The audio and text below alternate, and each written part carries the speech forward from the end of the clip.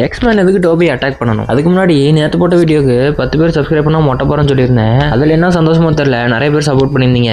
அதே மாதிரி எல்லா வீடியோக்கும் சப்போர்ட் பண்ணீங்கன்னா ரொம்ப பெருமையாக இருக்கும். சொன்ன வார்த்தையை காப்பாற்றுற விதமாக 10K சப்ஸ்கிரைபர் அடிச்சு ஓட்டி உடனே மொட்டை போகிறது தான். சரி, அதை விடுங்க. எக்ஸ்மேன் ஏன் ஸ்பைடர்மேனுக்கு எதிராக ஃபைட் பண்ணணும் நிறைய பேருக்கு ஒரு டவுட் இருக்கும். ஏன்னு கேட்டிங்கன்னா, டூம்ஸ்டே படத்தில் இன்கஷன் ஈவெண்ட்டை தடுக்கிறதுக்காக எதிர்க்க வர ஒரு உலகத்தை போட்டு தள்ளணும். அன்ஃபார்ச்சுனேட்லி அந்த உலகத்தில் ஒரே ஒரு சூப்பர் ஹீரோ தான், அதை நம்ம அண்ணன் டோபி மேக்கர் ஸ்பைடர்மேனு. இதை கேட்டு நம்ம அண்ணன் ஃபேன்ஸ்லாம் அடுத்து வரது மியூட்டன்ஸ் ஆகன்னு கூட தெரியாம எக்ஸ்மேனை ஏத்தி ஏலத்தில் விட்டுருப்பாங்க. இன்கஷன் ஈவென்ட் நடக்கிறதுக்கு முக்கியமான ரீசன் என்னன்னா, அந்த உலகத்துக்கு சம்பந்தமே இல்லாத ஒரு விஷயம் நடந்திருக்கும். ஏன் அந்த உயிர் பொழைச்ச வில்லன்ஸால கூட இருக்கலாம். கிரீன் காப்ளின், டாக்டர் ஆக்டோபஸ், ஸ்டான்மேன் உயிரோட இருந்தாலும் 2 பேத்துக்கு பவர்ஸ் இருக்கிறது டவுட் தான். ஏன்னா ஸ்பைடர்மேன் நோவே ஹோம்ல மாத்து மருந்து கண்டுபிடிச்சு அவரை குணமாக்குற மாதிரி ஒரு சீனை காட்டியிருப்பாங்க. அப்படியே அங்க யாரா ஹெல்ப் பண்றதுக்கு ஆள் இருக்கான்னு கேட்டீங்கன்னா, டாக்டர் ஆக்டோபஸ் ஒருத்தர் தான் இருக்காரு. டாக்டர் ஆக்டோபஸ் கூட நம்பிடலாம், இந்த கிரீன் காப்ளினை மட்டும் நம்பவே முடியாது.